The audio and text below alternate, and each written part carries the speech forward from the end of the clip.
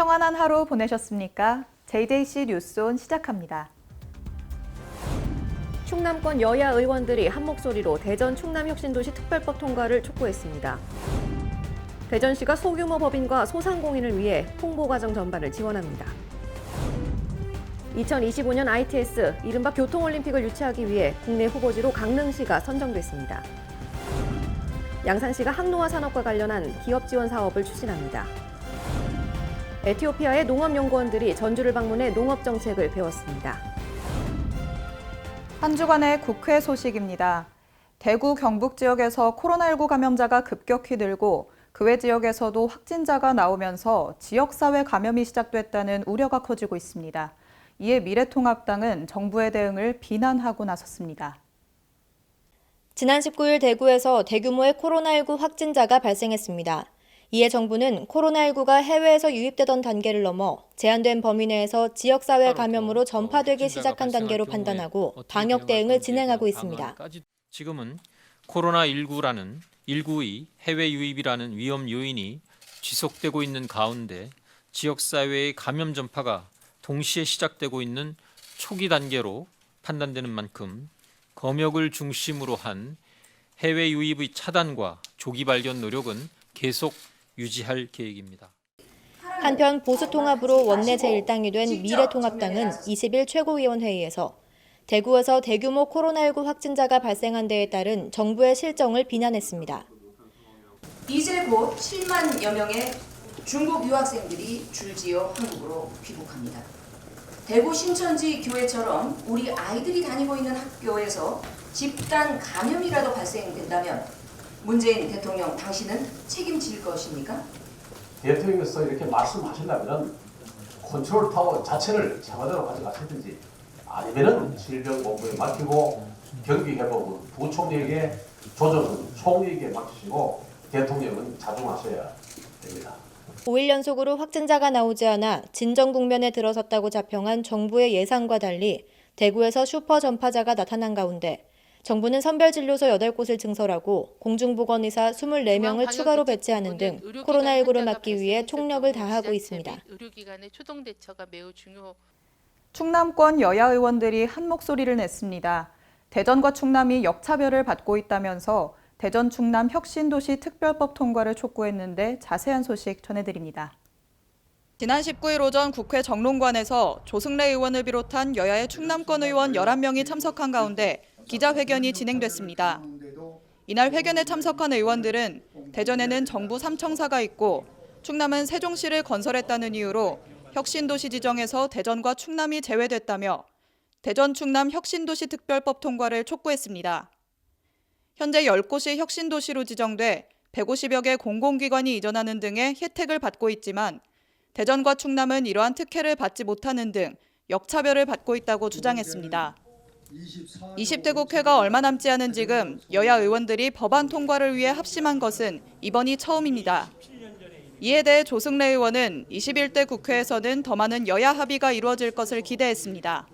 정당을 뛰어넘어서 한 목소리 내는 게 정말 바람직하고요. 특히 이제 앞으로는 여기뿐만 아니라 그 지방자치단체 관계자들까지 여야 정이 함께 같이 지역 발전을 위해서 같이 공동의 목소리를 내는 것들을 20대 국회 나머지 기간에 또 할 수 있으면 또 하면 좋겠고요. 한편 대전 충남 혁신도시 지정을 골자로 하는 국가균형발전 특별법 개정안은 이번 임시국회에서 처리되지 못하면 20대 국회 종료와 함께 자동 폐기됩니다. 조희대 대법관의 후임으로 임명 제청된 노태학 대법관 후보자의 인사청문회가 열렸습니다. 지난 19일 국회 인사청문 특별위원회에서 노태학 대법관 후보자의 인사청문회가 열렸습니다. 노 후보자는 경남 창녕 출신으로 1990년 수원지법 성남지원 판사로 임관했습니다.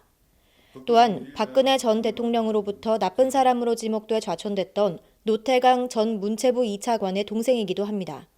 노 후보자를 임명 제청한 사람은 김명수 대법원장인데 김 대법원장은 최근 사법농단 판사 7명의 업무 복귀를 발표해 논란을 일으키면서 사법개혁의 취지를 퇴행시켰다는 비판을 받고 있습니다.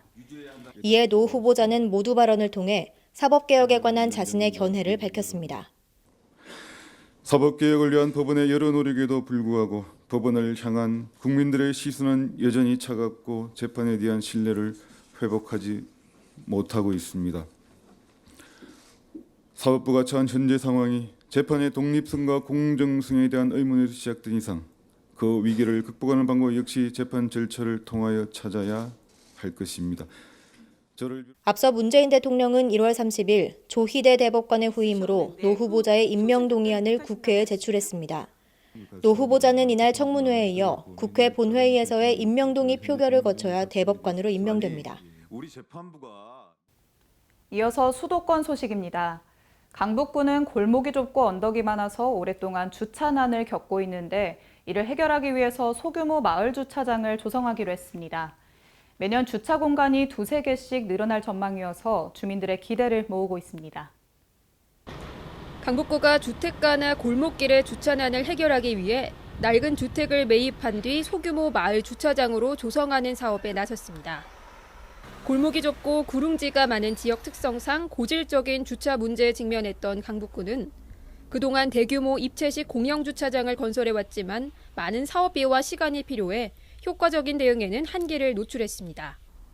이에 따라 강북구는 도시재생 지역을 비롯해 주차난이 심각한 지역의 노후주택을 사들여 평면식 주차장으로 개조하기로 했습니다. 강북구는 이달 안에 올해 사업 대상지를 확정하고 예산 확보를 위해 서울시에 계획서를 제출할 방침입니다. 공사가 마무리되면 한 곳당 10대 내외의 차량을 주차할 수 있는 공간이 매년 2-3개씩 늘어날 것으로 기대됩니다. 공사비는 주차장 한 곳당 최대 20억 원이 소요될 것으로 예상되며 전액 시비와 구비로 충당됩니다. 강북구는 지난해 소규모 마을 주차장 조성 대상지 선정 및 타당성 검토 용역과 현장 확인 등을 거쳐 사업 가능 대상지로 도시재생지역과 공원, 빈집 등 66곳을 선정했습니다. 코로나19가 확산되면서 지역 경제가 많이 침체되고 있죠. 종로구에서는 지역 경제를 살리기 위해서 다양한 사업을 추진하고 있는데 그중 청년 사업가들을 위한 종로 청년숲 사업 소식입니다. 지역 경제를 살리는 방안의 하나로 청년 사업가들의 판매 공간을 지원하기 위한 청년 복합 문화마켓 종로 청년숲 사업이 종강역 태양의 정원에서 상설 운영됩니다. 일일 이용객 9만 명 이상인 지하보도를 활용하면서 청년의 일자리를 만들고 지역 경제를 살리는 데 도움이 될 것으로 보입니다. 다음은 광역시 소식입니다. 지역의 소규모 법인이나 단체, 소상공인들에게 큰 도움이 되는 사업을 대전시가 추진합니다. 홍보물 디자인의 기획부터 제작, 부착까지 홍보 과정 전반을 지원한다는 계획입니다. 대전시가 시가 보유하고 있는 홍보 매체를 활용해 법인과 단체 등에게 홍보 기회를 제공하는 2020년 제1차 홍보 매체 시민 이용 사업을 추진합니다. 이번 사업에서 선정된 법인과 단체는 오는 7월부터 12월까지 와이드 광고판, 도시철도 등 시소유 광고판을 이용할 수 있으며 광고 시안은 지역대학의 디자인 관련 학과 교수와 학생들의 재능 기부를 통해 제작됩니다. 신청 대상은 대전시의 본점 또는 주된 사무소를 두고 있는 법인이나 단체로 시 홈페이지에서 신청 서식을 내려받아 3월 23일까지 등기 우편으로 보내거나 시청 9층 대변인실로 방문 접수하면 됩니다.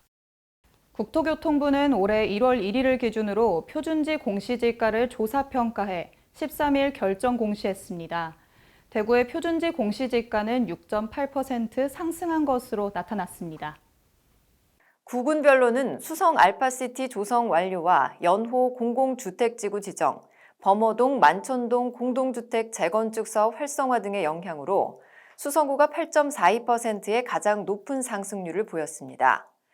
또 신규 아파트와 정비사업지구 등 개발 사업이 활발했던 중구와 남구 등 실거래가 현실화가 반영된 지역 중심으로 상승률이 높게 나타났습니다.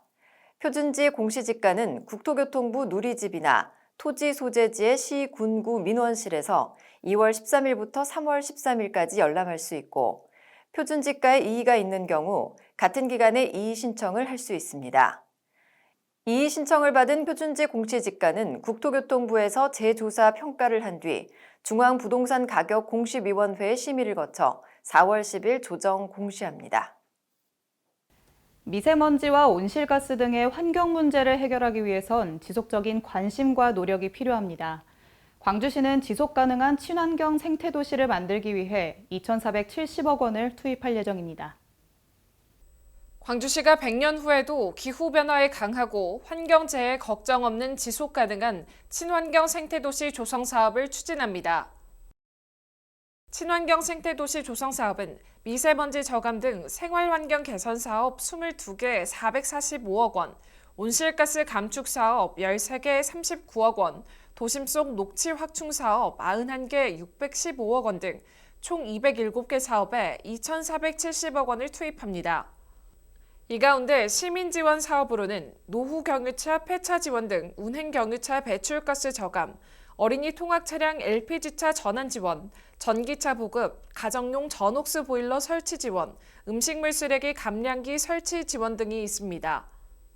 광주시 시민지원 사업은 2에서 3월 중 시 또는 자치구 홈페이지를 통해 지원 대상자를 모집할 예정이며 자세한 내용은 각 사업부서로 문의하면 됩니다. 이어서 강원도 소식입니다. 횡성군도 환경 문제에 발벗고 나섭니다. 온실가스를 줄이고 대기 환경을 개선하기 위해 2020년 무공해 자동차를 민간에 보급하는 사업을 추진합니다. 횡성군이 올해 전기자동차와 전기이륜차, 수소연료 전지차 등 무공해 자동차 민간 보급 물량을 총 155대로 정한 가운데 11월 30일까지 접수와 구매 계약을 체결한 구매자에게 보조금을 지원합니다. 공고일 기준 1년 전부터 횡성군에 주소를 둔 거주자이거나 사업장이 횡성군에 소재한 법인과 기업체이면 누구나 신청이 가능합니다.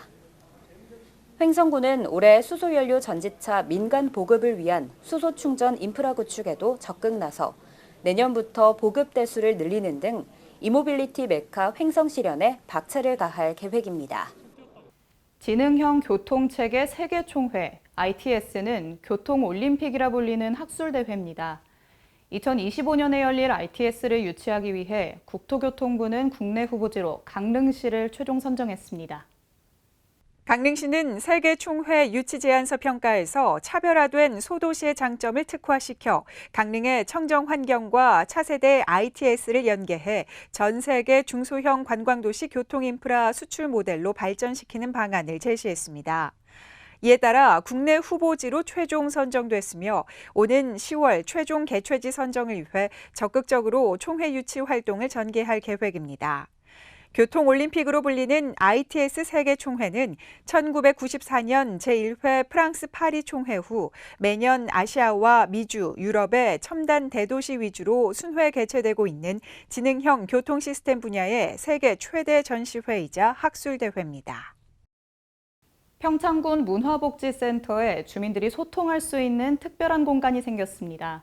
소통한다는 의미의 수다와 세계적인 커피 가맹점의 이름을 딴 수다벅스 소식 전해드립니다. 수다벅스는 이름 그대로 주민들이 자유롭게 모여 이야기를 나누고 휴식할 수 있는 카페 형식의 공간으로 평창군 문화복지센터 1층에 마련됐습니다. 군은 향후 프로젝터와 영상으로 교육을 하거나 프로그램을 운영할 수 있도록 매핑 시스템을 이용해 공간이 여러 목적으로 사용되게 했고 영상 콘텐츠를 만들 수 있는 환경을 조성해 공간의 활용도를 높였습니다. 관계자는 주민이 행복한 복지 정책을 추진하기 위해 여가, 건강, 일자리, 동아리 활동 등 주민들의 다양한 욕구에 적극 대응하고 다 함께 행복한 평창을 만드는 데 최선을 다할 것이라고 말했습니다. 다음은 충청도 소식입니다. 충청북도가 방사관 가속기 유치를 위해 전국의 주요 활용대학들과 함께 힘을 쏟을 예정입니다.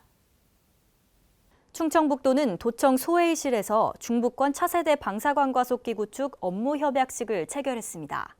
참여대학은 고려대, 청주대, 충북대 등 9곳으로 방사관 가속기 성공적 구축 추진을 위해 융합연구 및 전문 인력 양성 등을 협력하기로 했습니다. 방사관 가속기 전국 주요 활용 연구기관 업무 협약식 또한 도청 소회의실에서 개최됐습니다. 이날 협약을 통해 방사관 가속기 활용 융합 연구 및 전문 인력 양성 지원, 방사관 가속기 기반 산학연 클러스터 구축 등을 함께 협력하기로 했습니다. 앞으로 충청북도는 기존 방사광가속기의 문제점과 개선사항 파악 및 구축을 목표로 신산업혁신 벨트를 구축해 대한민국의 도약을 선도해 나가겠다는 방침입니다. 보령시는 자동차 개조 산업의 생태계 조성 사업을 추진하고 있습니다. 이 움직임의 하나로 전기자동차와 전기농기계를 생산하는 기업과 기업 유치 투자 협약을 맺었습니다. 보령시는 지난 13일 시청 상황실에서 김동일 시장과 김영창 주식회사 대동 EV 대표와 아주자동차대학 관계자 등이 참석한 가운데 기업 유치 투자 협약식을 가졌습니다. 이번 협약에 따라 전기자동차 및 전기농기계 등을 생산하는 주식회사 대동 EV는 2022년까지 연차적으로 주포 이 농공단지에 공장시설을 갖추게 됩니다.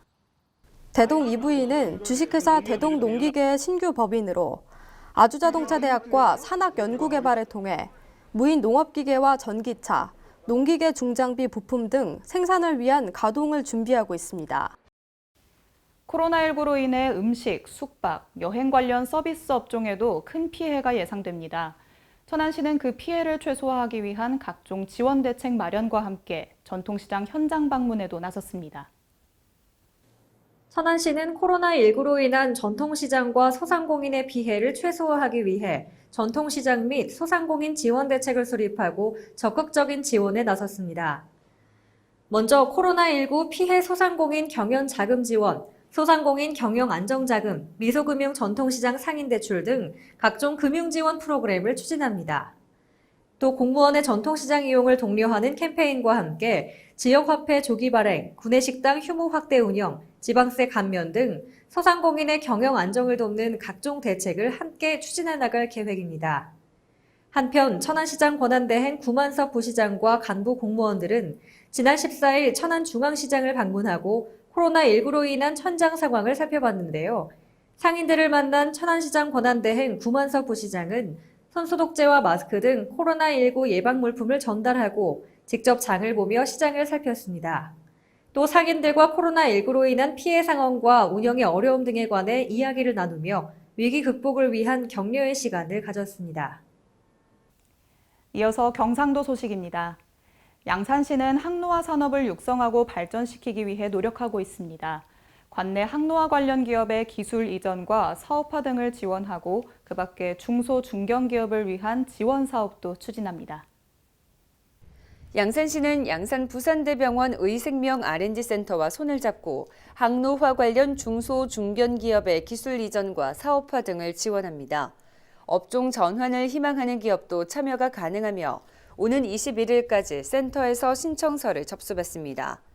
또 양산 상공회의소를 통해 청년 내일체험공제에 가입한 관내 소재 상시 근로자 5인 이상의 중소 중견기업 중 34세 이하 청년을 올해 정규직으로 채용 후 3개월 이상 고용을 유지한 사업장에 최대 5명까지 1인당 300만 원을 지급합니다. 한편 시는 지난 3일 2020년 기업지원 시책설명회를 개최해 올해 지원정책 방향과 분야별 다양한 지원 방안에 대해 설명했습니다. 대구에서 다수의 코로나19 확진자가 나타나면서 영남권에는 비상이 걸렸습니다. 포항에서도 코로나19 감염 대응 TF 임시기구 체계에 돌입하는 등 지역사회로의 전파를 막기 위해 총력을 기울이고 있습니다. 포항시는 코로나19의 지역사회 전파를 막기 위해 감염 대응 임시 TF팀을 구성하고 지역 의료기관과 협조 체계를 구축해 선별진료소 운영 및 환자 감시를 강화하고 있습니다. 포항시는 지역 의료기관과의 협력을 통해 포항 성모병원, 세명 기독병원, 포항의료원 및 보건소 선별진료소를 운영하고 있으며 해외 여행 후 14일 이내 발열 및 호흡기 증상자를 분리해 진료하고 있습니다. 또 의심 증상자 발생 즉시 역학조사 및 검사를 실시해 환자 관리에도 집중하고 있습니다. 또한 다중이용시설 및 인구 유입이 많은 KTX 역사, 포항공항 등에 손소독제를 비치하고 열화상 카메라를 설치해 방문객의 발열 유무를 체크하고 있습니다. 이와 함께 어린이집과 유치원, 읍면동 경로당을 방문해 마스크 착용 및 손 씻기 등 감염병 예방 수칙에 대한 적극 홍보에도 만전을 기하고 있습니다. 다음은 전라도 소식입니다. 프랑스 루브르 박물관 관계자들에 이어 이번에는 에티오피아의 농업연구원들이 전주를 방문했습니다. 이들은 이번 방문을 통해 농업 정책을 배웠습니다. 보도에 강석훈 기자입니다. 아프리카의 에티오피아 농업연구원들이 농식품 가공산업과 농업정책을 배우기 위해 전주를 방문했습니다. 국제여성가족교류재단의 초청으로 진행된 이번 방문은 에티오피아 연구원들이 곡물 가공식품 제조기술 역량 강화를 위해 이뤄졌습니다. 이들은 전주 종합경기장의 전주푸드 직매장에 방문해 지역 농가와 업체 등에서 생산된 가공품과 농민 가공실에서 제조된 장아찌와 잼 등의 가공식품 유통 과정과 함께 장애인 자립 지원을 위해 두부 등을 제조, 판매하고 있는 동암 자활 자립장을 방문해 두부를 직접 만들어 보는 체험 활동도 진행했습니다. 이날 견학에 참여했던 에티오피아 연구원은 오늘 가공산업 견학을 통해 전주시의 농업 정책을 에티오피아 농식품 가공 생산 유통에 접목시키면 많은 도움이 될 것 같다고 소감을 전했습니다. 지금까지 전북에서 강석훈이었습니다. 여수시가 뉴딜 사업 추진위원회와 문수동 마을 주민들이 참석한 가운데 문수지구 도시재생 뉴딜 사업 현장 설명회를 열었습니다. 문수지구 도시재생 뉴딜 사업은 지난해 7월 보조금이 교부돼 실시 설계 용역을 추진하고 있고 현재 집수리와 편입토지 실태조사 중입니다. 보상이 완료되면 올해 4월부터 사업이 시작됩니다. 여수시 문수지구의 뉴딜 사업명은 스마트하게 통통통 문수동으로 골목길과 빈집 정비, 공동주택 사업을 목표로 하고 있습니다. 도시재생 뉴딜 사업이란 1000가구 이하의 소규모 지역 사업으로 면적 규모에 따라 우리 동네 살리기, 주거정비 지원형, 일반 근린형, 중심 시가지형, 경제 기반형 5가지 유형으로 추진되는 사업입니다. 지난해 새로운 국가기념일로 동학농민혁명 기념일이 제정됐죠. 이 기념일 제정에 앞장섰던 정읍시가 다양한 선양 사업을 추진합니다. 지난해 황토연 전승일인 5월 11일이 동학농민혁명 국가기념일로 제정되면서 정읍시가 선양사업 준비에 힘을 쏟고 있습니다. 특히 올해는 전국 최초로 정읍 거주 혁명 참여자의 자녀와 손자녀, 증손자녀에 매월 10만 원의 유족수당을 지급해 전국적인 화제가 됐습니다. 이런 가운데 유진섭 시장은 올해 들어 동학농민혁명 기념시설 정비와 신규 조성 등에 대한 장기 마스터 플랜 구상 등 혁명 선양 사업을 더욱 강화하고 있는 상황입니다. 유 시장은 동학농민혁명이 단순히 정읍과 전라도의 역사만이 아니라 대한민국 그리고 나아가 세계의 역사로 목숨 걸고 억압과 폭정에 향거한 혁명군들의 숭고한 정신은 인류 모두가 기리고 이어가야 할 유산이라고 말했습니다. 한편 정읍시는 올해 유족수당 지급과 함께 10월 동학농민혁명의 세계사적 위상 정립을 위한 국제학술 세미나도 가질 예정입니다. 지금까지 전북에서 강석훈이었습니다. 사건 사고 소식입니다. 지난 22일 경인고속도로 인천 방향에서 광역버스가 중앙분리대를 들이받는 사고가 발생했습니다.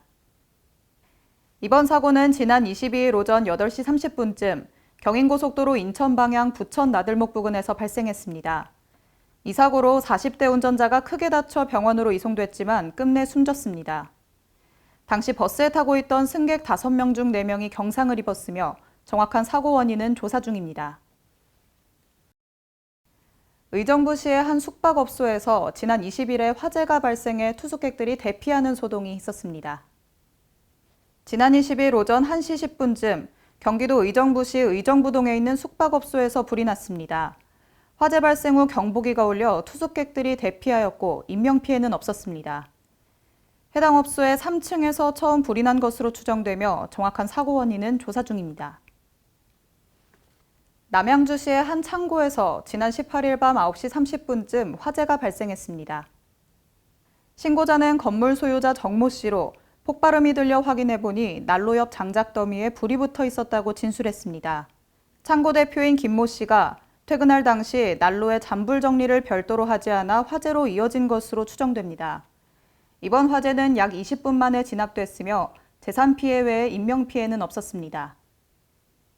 코로나19 확진자 수가 기하급수적으로 증가하고 있습니다. 외출 시 꼭 마스크를 착용하시고 되도록 불필요한 외출은 삼가시기 바랍니다. 감염병 위기 경보가 심각 단계로 격상한 만큼 온 국민이 힘을 모아서 이겨낼 수 있도록 노력해야겠습니다. 이상 뉴스온 마칩니다. 시청해주신 여러분 고맙습니다.